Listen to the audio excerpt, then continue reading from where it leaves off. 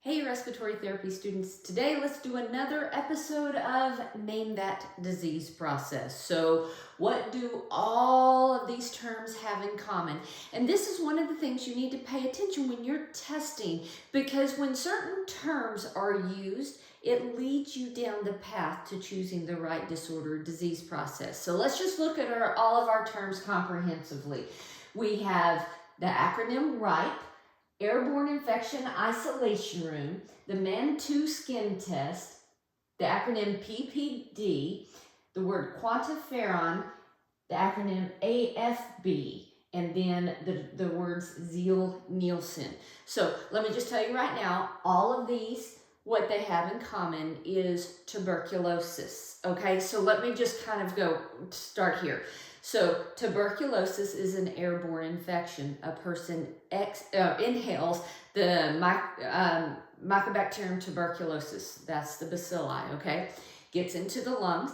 It creates a pneumonia at first, okay? So a lot of your patient assessment findings initially may lead you to think pneumonia. But what makes it a little bit of a difference may be classic presentation, or the patient population being immunocompromised, or a population where TB spread is common, like a prison or something. So the history of the patient will kind of lead you down this pathway. But if you suspect a patient of having tuberculosis, you need to put them in an airborne infection isolation room. Now, in the past, all of us older therapists know this is a negative pressure room, okay? So that you walk in, there's a vacuum in that room, right? None of the air in the room gets out in the hallways. It all is flushed to the outside. That way the mycobacterium is sucked into the ventilation system, passed through a filter, and vented outside, where the UV light will destroy it. So TB patients, isolation room, negative pressure room. Then these other things are screening.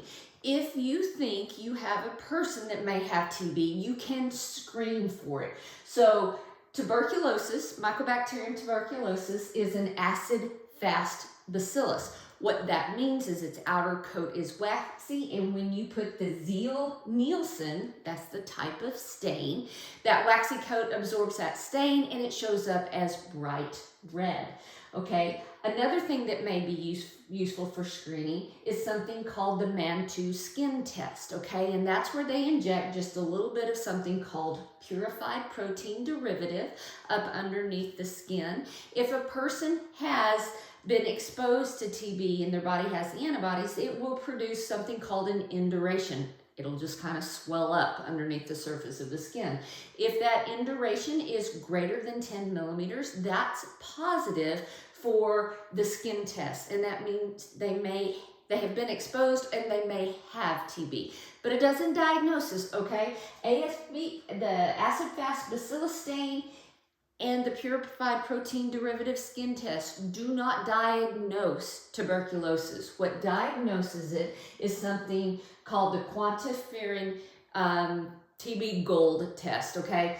And basically this is a blood test that tests the antibodies for a specific type of interferon that is produced. You don't need to get into the specifics, but if you see quantiferon, you should think tuberculosis.